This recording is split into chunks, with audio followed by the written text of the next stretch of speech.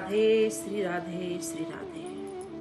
कुंभन दास जी जो बहुत बड़े भक्त हैं भगवान के, ठाकुर जी के दर्शन के बिना एक पल नहीं रहते। एक दिन अकबर को मालूम हो गया कि कुंभन दास जी बहुत अच्छा गायन करते हैं। कुंभन दास जी शास्त्रों के ज्ञाता हैं, शास्त्रीय संगीत के ज्ञाता हैं। गायन पद ठाकुर जी को सुनाते हैं। कुंभन दास जी ठाकुर जी के दर्शन के बिना 2 मिनट भी नहीं रह पाते। जब अकबर को ये मालूम पड़ा कि बहुत अच्छा गायन करते हैं तो अकबर ने संदेश भेजा। अकबर ने कहा कि आप हमारे महल में आइए।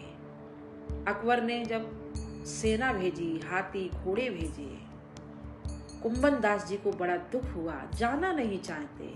लेकिन गांव के लोगों ने कहा राजा है, अगर आप नहीं जाएंगे तो गांव के लोगों को हानि पहुंचा देगा। ये सोचकर कुंभन दास जी गांव के लोगों के लिए गए और बहुत मन दुखी हो रहा है। राजा के भेजे हुए रथ हाथी घोड़ों पर कुंभन दास जी नहीं गए, पैदल पैदल यात्रा की। और जैसे ही वहां पहुंचे हैं, राजा ने महल में उनको आसन दिया, उनका स्वागत किया। लेकिन कुंभन दास जी खड़े हैं, एक और खड़े हो गए। राजा ने कहा आप आ गए हैं तो कुछ सुनाइए। कुंभन दास जी ने भी सोचा जब आ ही गया हूँ तो कुछ पद सुना दूं, तो दर्शन तो कर ही नहीं पाए। भगवान के प्रति बड़ा मन दुखी था। तो कुंभन दास जी ने क्या कहा, बड़ा सुंदर पद है। उन्होंने कहा भगत को कहा सीकरी काम, भगत को कहा सीकरी काम। आबत जात पनैया टूटी, छूटो हरि को नाम। भगत को कहा सीकरी काम। और जाको मुख देख दुख लागत, जाको मुख देख दुख लागत, बाको करनी पड़ी प्रणाम।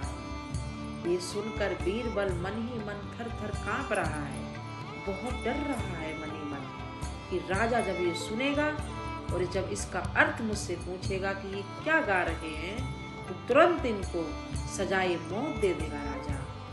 जैसे ही पद गाया है, राजा ने कहा बीरबल बताओ इसका अर्थ क्या है।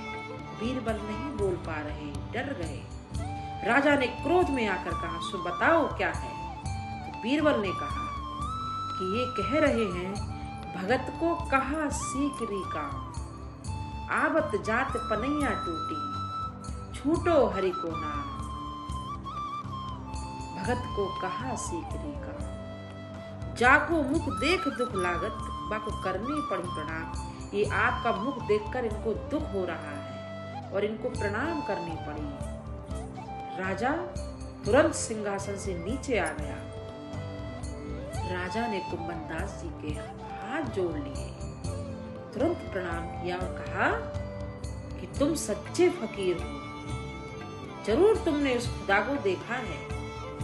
जब तुम गा रहे तो तुम्हें समझ नहीं पाया, लेकिन उस खुदा की तुमने इबादत की। और राजा प्रसन्न हो गया। बीरबल मन ही मन डर रहे थे, लेकिन उल्टा हो गया। राजा ने कहा हम कभी आपको परेशान नहीं करेंगे। आप अपने खुदा की इबादत अपने वहां जाकर गांव में जाकर करिए, हम कभी परेशान नहीं करेंगे। इसको कहते हैं भक्ति की शक्ति। राजा ने कहा इस महल में आने के लिए लोग, हमसे इनाम पाने के लिए लोग न जाने कितने नृत्य करते हैं, गायन करते हैं, क्या क्या नहीं करते हैं। और एक तुम हो, तुम सच्चे फकीर हो, तुम्हें कुछ नहीं चाहिए। तुम अपने भगवान का दर्शन करो, कीर्तन करो और तुम सच्चे फकीर हो। इसको कहते हैं भक्ति की शक्ति। भक्ति दिखावा नहीं, भक्ति में दिखावा तो बहुत दूर दूर तक नहीं होता है, उससे भगवान